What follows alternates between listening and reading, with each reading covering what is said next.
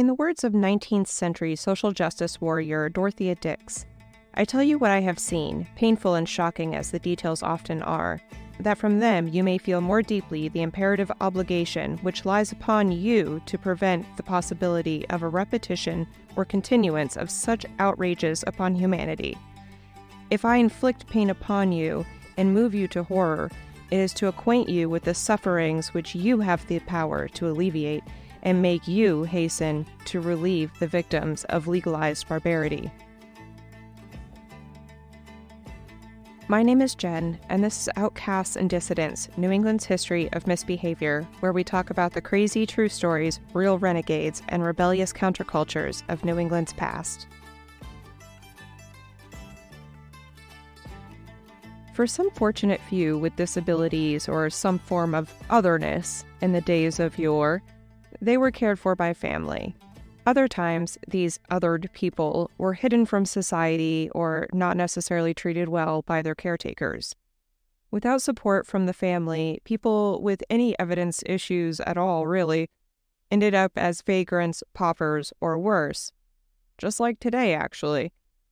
But nowadays, people aren't exactly warned out of town quite like they were in the old-timey times, but disproportionately incarcerated or, as ever, left to fend for themselves with little hope or quality of life.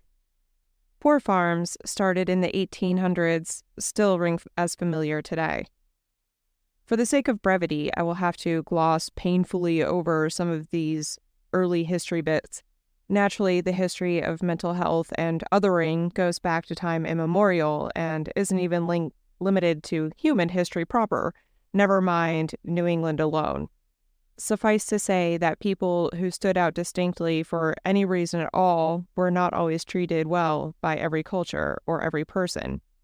Particularly in the traumatic, fearsome, loathsome days of colonial New England, the devil's influences were suspect in gosh darn near everything.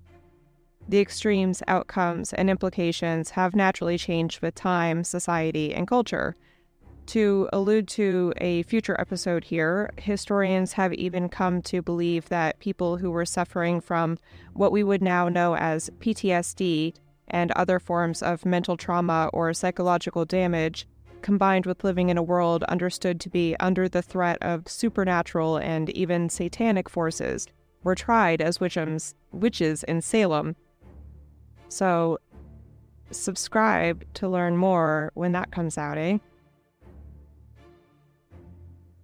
Shameless plug aside, as stated so well by shadowsofpineland.org, which we will explain more about soon and talked about in the last episode if you missed that. Historically, people thought of disability as a moral failing of the individual. Until the 1800s, the person with disabilities was considered to be deserving of their lot in life, that God was punishing them for their sinful nature by afflicting them with a disability. I would rephrase it, but I love it. In the early 19th century, poor farms were quite a thing. I know someone alive today, actually, that grew up on a poor farm in Maine, so wow.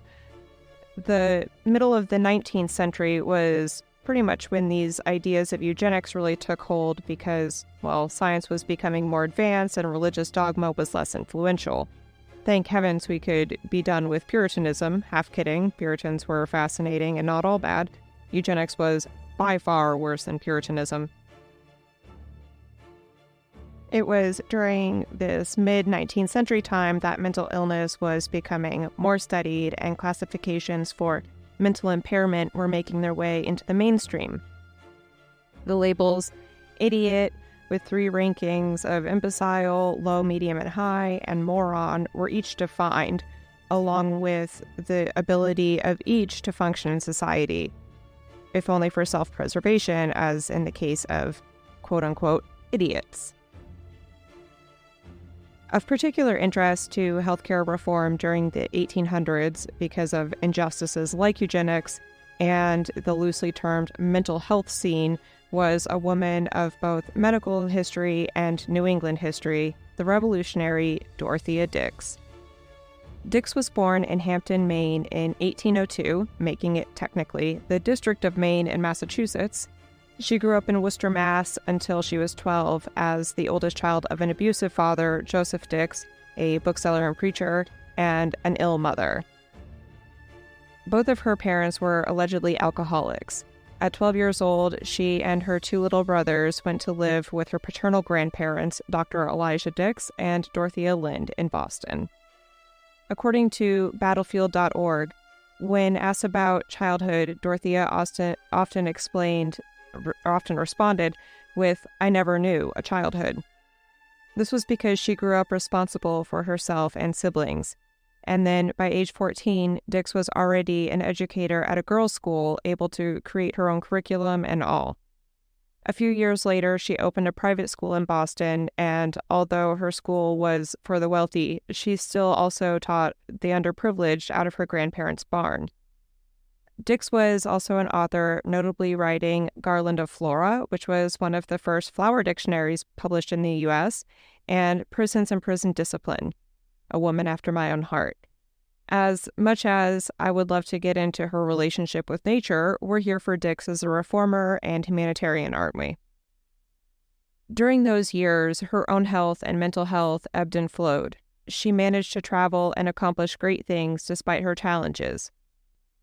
They now believe that it was perhaps bipolar disorder with debilitating depression that she suffered from. She first witnessed the brutality of slavery in the Caribbean St. Croix, not down East St. Croix, in 1831, and met European social reformers, in particular William Rathbone V, after a complete breakdown in Boston in 1836. The Rathbones and their cohorts believed that the government should be the central driver of social welfare, imagine a world, and pioneers of reform for justice and good care of the underprivileged or disadvantaged. At the time she was there, Britain was going through a so-called lunacy reform, with improvements in the care and conditions at asylums, at least in part led by the people with whom she was now acquainted, including the York Retreat for the Mentally Ill founder, Samuel Tuke. She also met the prison reform advocate Elizabeth Fry while roaming amongst the Rathbone circle of revolutionaries. While prisons were not her primary passion, Fry no doubt influenced her as well. While Dix was staying with the Rathbones in Liverpool, her grandmother died. Dix fortuitously received a large inheritance that served her abundantly for the rest of her life, allowing her to do what she wanted rather than needed to do to survive.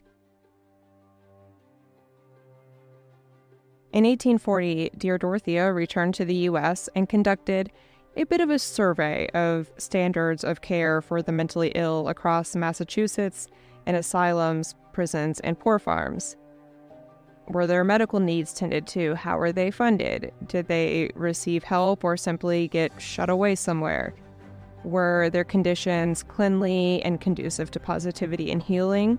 Were they fated proportionately to their situation and state of being? Was their care humane and just?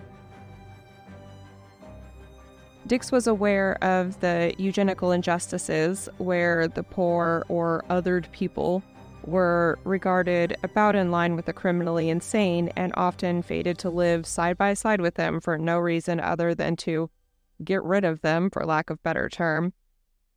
It'll be no surprise to anyone that her findings were not to her satisfaction.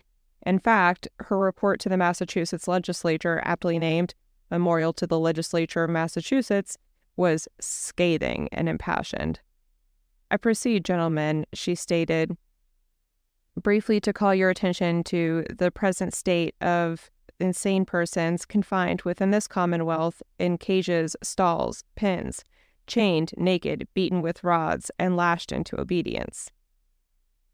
Dix tells of, at best, inadequate care, but no apparent intentional abuse, in quotes, all the way to incidences of pure and absolute horror. She tells of annual sales of the infirm and an elderly woman with dementia who was the unconscious parent of an infant. "Poor little child," she said, "more than orphaned from birth in this unfriendly world.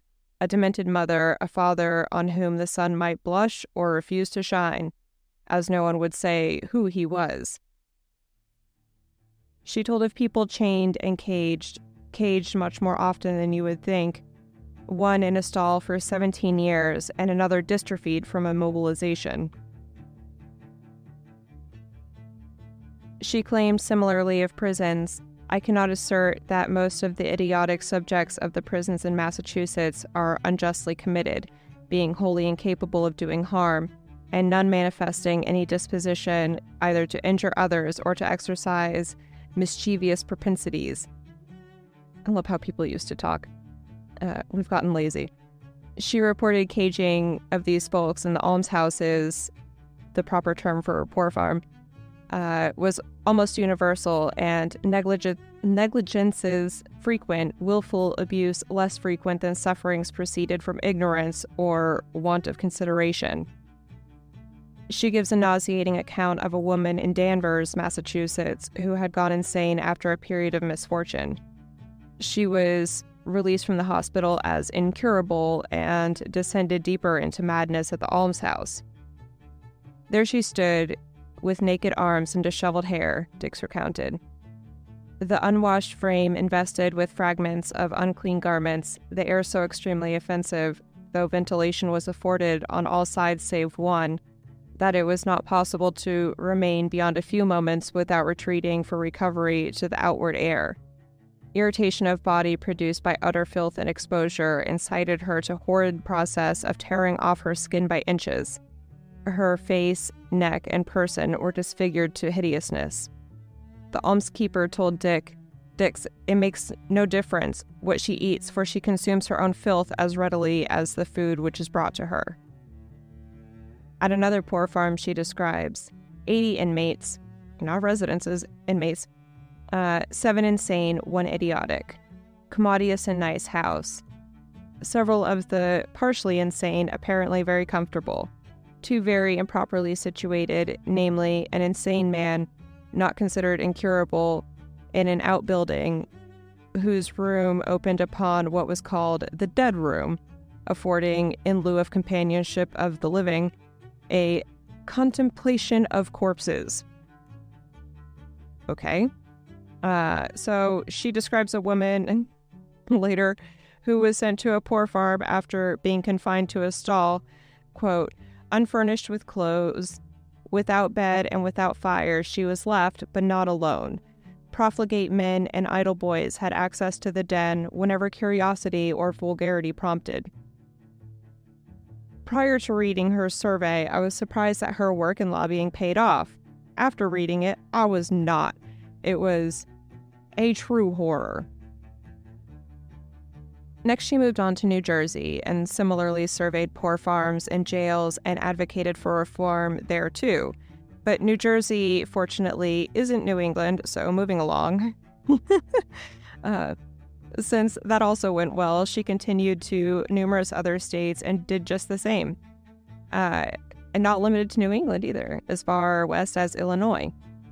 She also taught incarcerated women in East Cambridge, Mass., which gave her additional insight into the gnarly underworld of neglect faced by the other side of society, in addition to her own experience and struggles with physical and mental health issues. According to Encyclopedia Britannica, in the next 40 years, Dix inspired legislature in 15 states and in Canada to establish state hospitals for the mentally ill. Her unflagged efforts directly affected the building of 32 institutions in the United States. She went on to advocate for prison health and social reform, i.e. her book on such, establish hospitals, and serve as superintendent of Army nurses during the Civil War. She did that for no pay, but was on the pension rolls.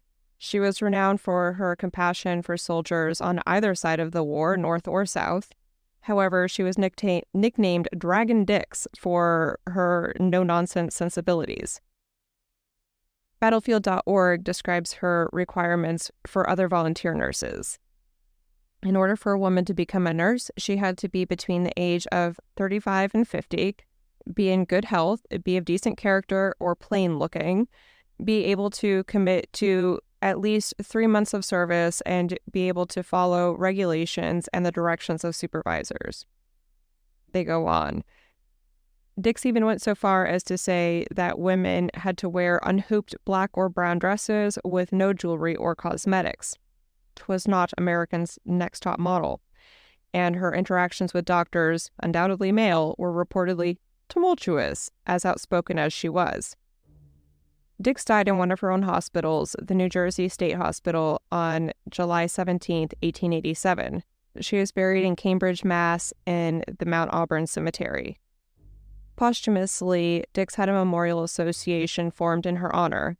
On what would have been her 99th birthday, the Memorial Association met on the banks of the Penobscot River near where she was born in Hampton, Maine, to commit a memorial to her, no pun intended. In 1939, a class of graduating nurses in Vermont heard a speech where Dix was even still lauded and commemorated. The speaker, Dr. Edwin Place of Boston, hoped that for every Hitler in the world, there would be 3 Dorothea Dixes. Dix's work was timely and fairly well received in her day. Science and medicine were taking leaps and bounds for better or for worse. The medical model of disability, rather than the antiquated wrath of God model of disability, was gaining popularity. People understood that people who were sick or otherwise struggling were experiencing a medical problem rather than spiritual problem, and it required medical intervention. With further work by reformers like Dorothea Dix, Florence Nightingale, and Samuel Tuke, the social model of disability came about, which asks that we recognize the ways our society is marginalizing people with disabilities, or more aptly, people who are differently abled. This has given rise to our current state of inclusivity. As Shackles of Pineland says, this model argues that we must look past the views of disabled bodies as defective and see instead the ways that society creates barriers to full inclusion for all. This would be where the actual idea of care comes in. Similar to models of disability are models of care and treatment. These two evolve over time and include the moral, tragedy, medical, economic, and societal models, not necessarily in that order. In the moral model, which I believe I just referred to as the wrath of God model, people with intellectual and/or developmental disabilities were spiritually corrupt and blight to society and evil and had to be destroyed, to quote Shackles of Pineland. As Dorothea Dix stated in her memorial, "I have been asked if I have investigated the causes of insanity. I have not, but I have been told that this most calamitous overthrow of reason is often is the result of a life of sin. They must take the consequences. They deserve no better care. Shall man be more just than God?" Although she knew herself better, herself, and supports her claim with examples of people she encountered in different circumstances after being sold in the annual sales of the infirm.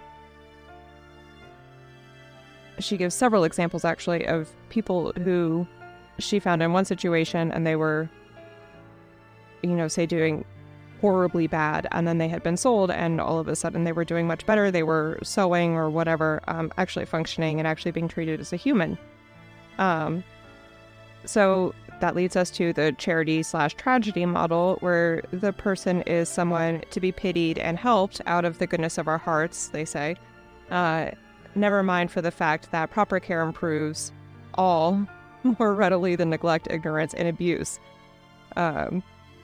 Lastly, we have the economic model, where our individual worth is defined by our capacity to contribute to society and is weighed against what burden we place on society. Despite Dorothea Dix's impact, research, and advocacy, not so very far from her birthplace of Hampton, Maine, was the Maine School for the Feeble-Minded. The so-called school in West Pownell, Maine, opened in 1908 and was later known as Pineland, shadowy Pineland. Over the decades of Pineland's history, they bore witness to virtually every iteration of these models of care and models of disability. Shortly after its opening, legislation even passed that made it so that people could be court-ordered to Pineland and subsequently made it criminal to leave without permission.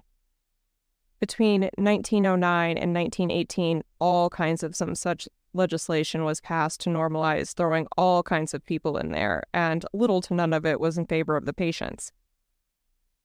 Like many such places to this very day, the name is misleading. This was not a school. This was hardly a home, which it is sometimes also called. It became home to pretty much anyone who might struggle in life or that society didn't want to deal with. More than anything, it was an ill fate. They didn't actually intend to educate, cure, or rehabilitate anyone. Much of the staff was not even trained to do so. By 1911, 3 years after opening, it was already under investigation for this and other things. However, nothing came of the investigations.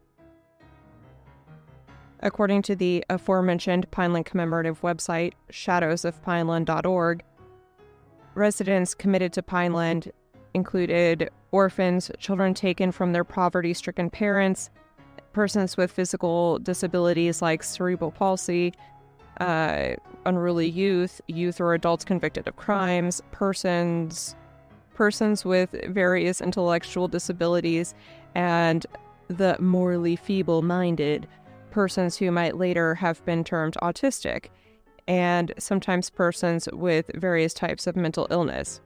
Some were nonverbal, some were non-mobile. So if you caught the last episode, this Pineland talk is ringly-dingling your bells because in 1912, the Maine governor, Frederick Plystad, had multiple people from a mixed-race fishing community on Malaga Island in the New Meadows River sent to Pineland.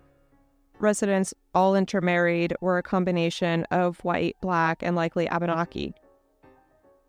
After Plystad and his cohorts visited the island under the false pretenses of helping the residents, Plystad had some of Malaga's residents who, as I said in the last episode, would have fit whatever profile for being inferior according to eugenics, when Malaga's entire community was, quote, assessed based on composition of their individual households, racially that means, and each person's physical, mental, and financial state.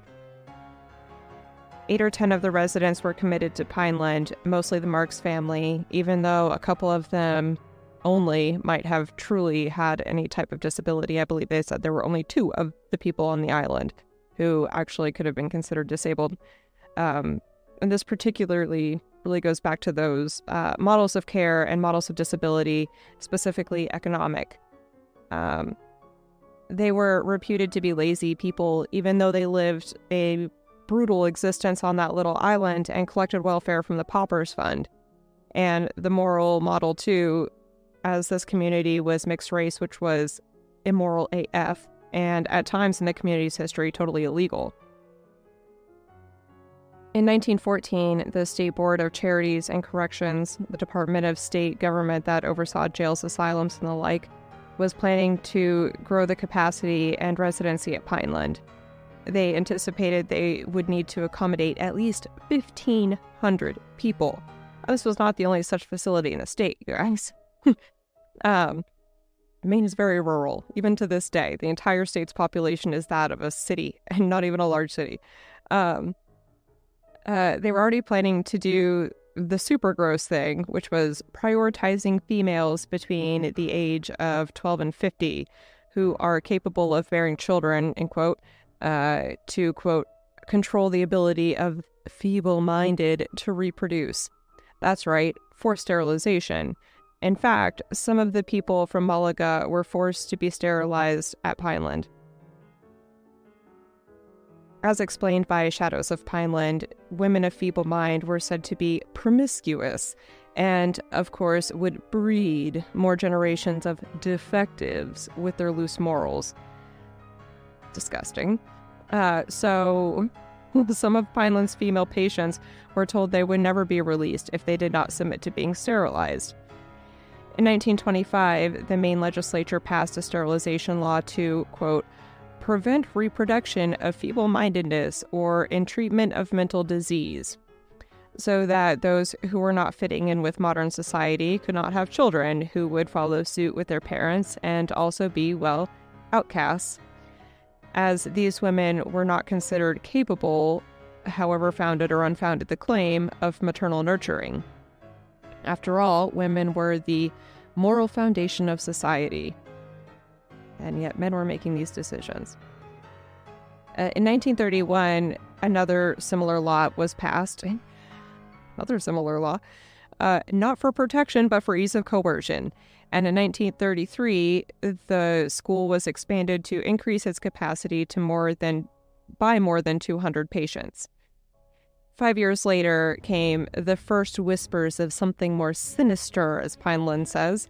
The facility was accused of failing to provide enough clothing, heat, or soap for the residents. In 1941, the state passed further legislation that people could be subject to involuntary sterilization even if they were not institutionalized. However, for some good news, patients were given furlough benefits the same year, with some caveats.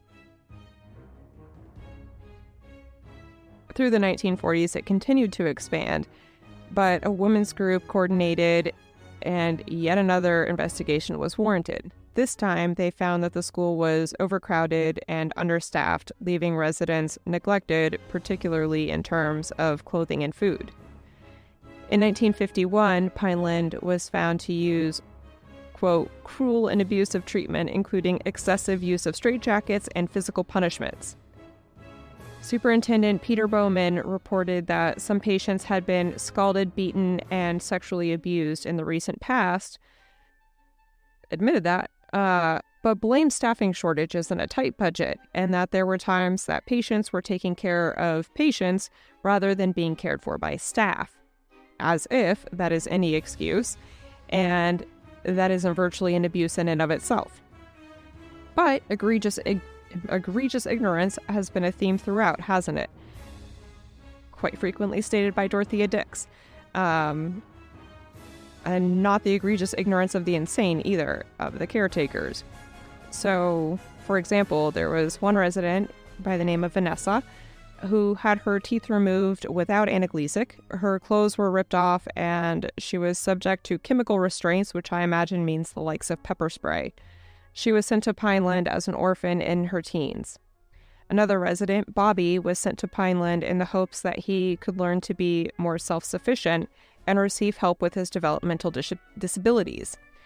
When news broke about patient abuse and Bobby's behavior suggested that he had been severely traumatized, his family brought him home.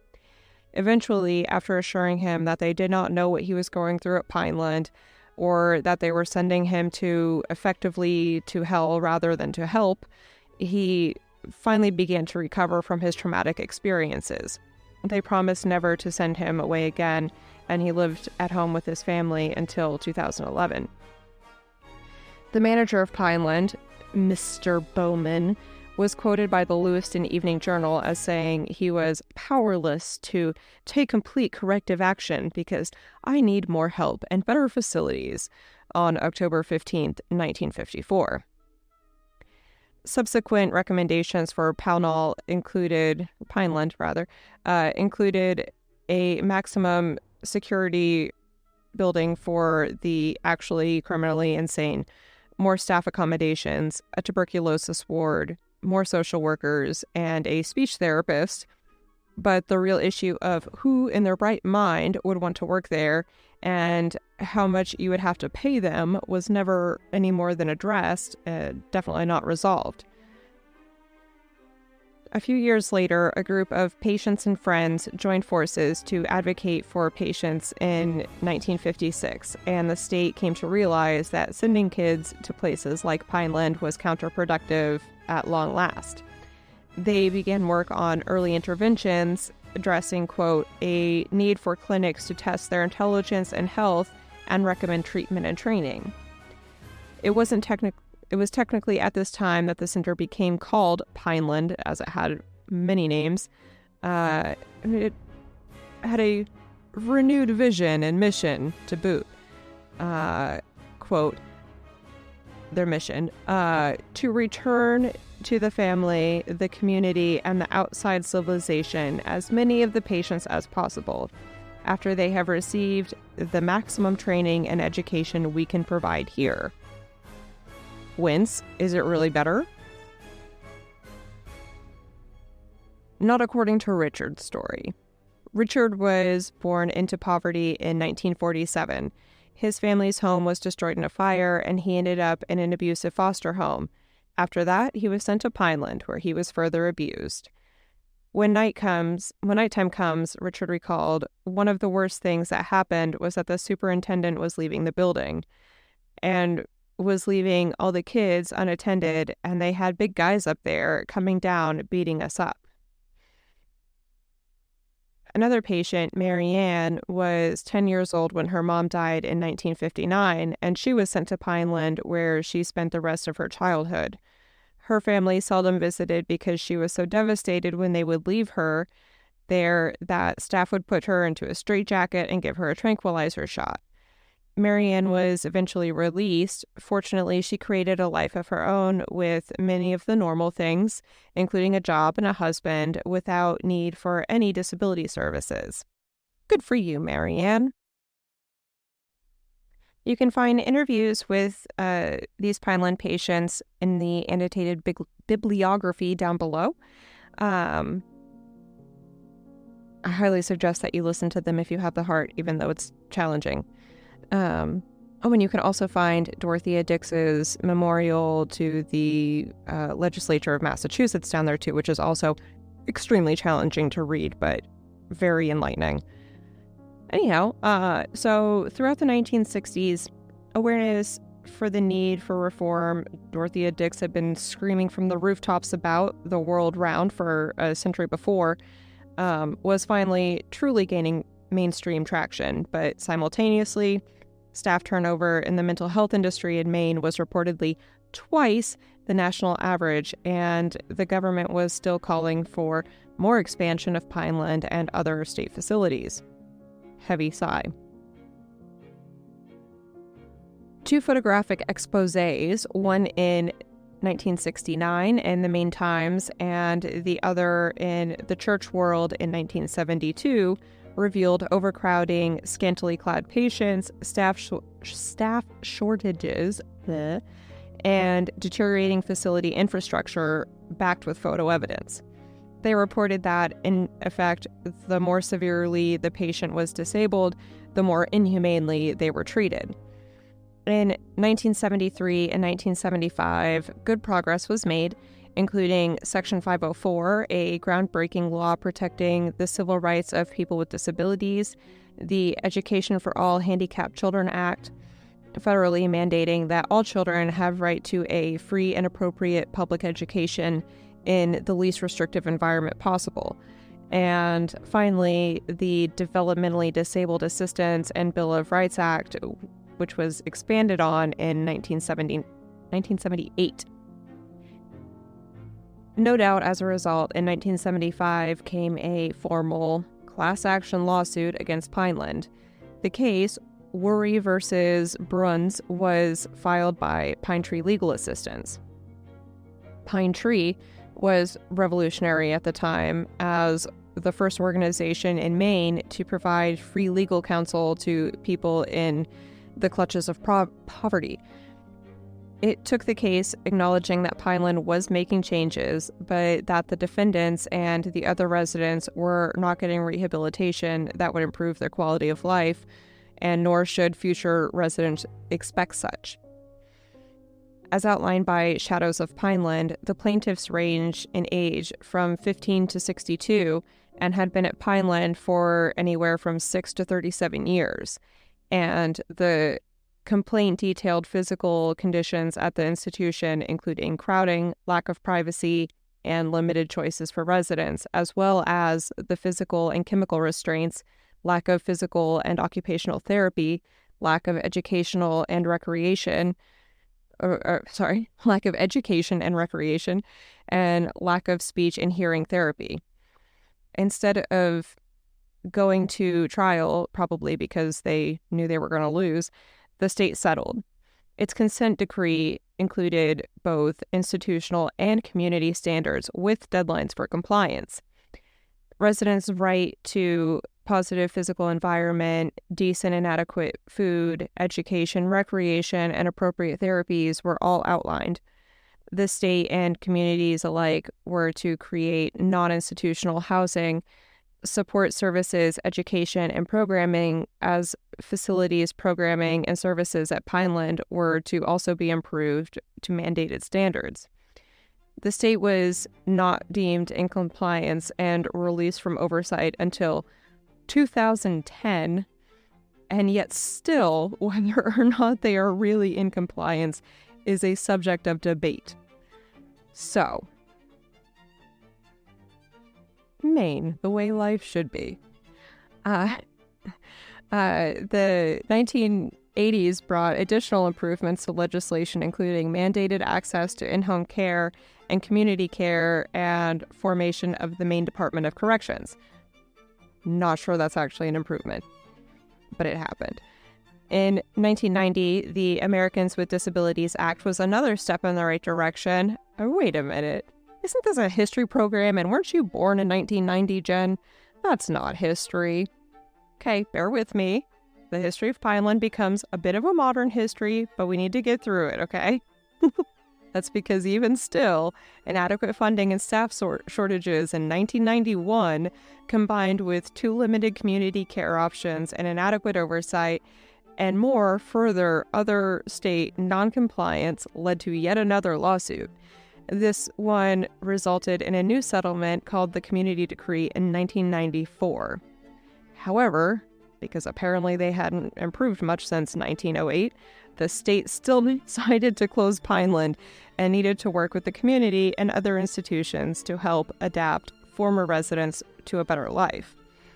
Social services workers had to build trust with the abused residents and help them to learn to make decisions and work on taking care of themselves to the best of their true ability. They had to build autonomy muscles that had gotten weak during their restrictive time at Pineland, which was decades for some people. One such organization is OHI, which was founded in 1979 as the first nonprofit in Maine to take up the responsibility of caring for people who had been institutionalized with intellectual disabilities and mental illness, both from Pineland and formerly Bangor Mental Health Institute, now the Dorothea Dick Psychiatric Center, which is eerie AF, by the way. It reminds me of a concentration camp, and I just hope that they are nice to their patients. But to wrap up here, I want to share one last excerpt from the Memorial to the Legislature of Massachusetts by Dorothea Dix for you to think about. She reports of a woman who was kept in a closet under the stairs. Her countenance furrowed, not by age, but suffering, was the image of distress in that contracted space, unlighted, unventilated, and poured forth the wailings of despair. Mournfully, she extended her arms and appealed to me. Why am I consigned to hell? Dark, dark. I have done no crime in my heart. I had friends. Why have all forsaken me? These groans, those wailings, come up daily, mingling with how many other, a perpetual and sad memorial, says Dix. When the good Lord shall require an account of our stewardship, what shall all and each answer? Unfortunately, I can't say with certainty that we have changed for the better and always, and in fact, I can adamantly state that conditions are, to this day, appalling in many ways, in many places, much the same. I actually just watched a horrific 17-minute torture of an inmate in a Maine prison recorded on a body cam just a few years ago. Somebody who just needed different and better help. Despite 150 years of advocacy, I can only hope that healing and good help becomes our norm. Down under, you will, as always, find an annotated bibliography with this and other sources used for making this episode. Be sure to give me 5 stars, like, follow, and all of that good stuff. Make sure you don't miss out on more to come, like that tasty little tidbit I threw in earlier about Salem's witches and suspected psychological trauma. Of course, my Patreon subscribers deserve a huge thank you and shout out because they are helping to cover the costs of doing this thing, which isn't free, of course. So show me some love and join the generous folks on Patreon because I love doing these episodes just for you.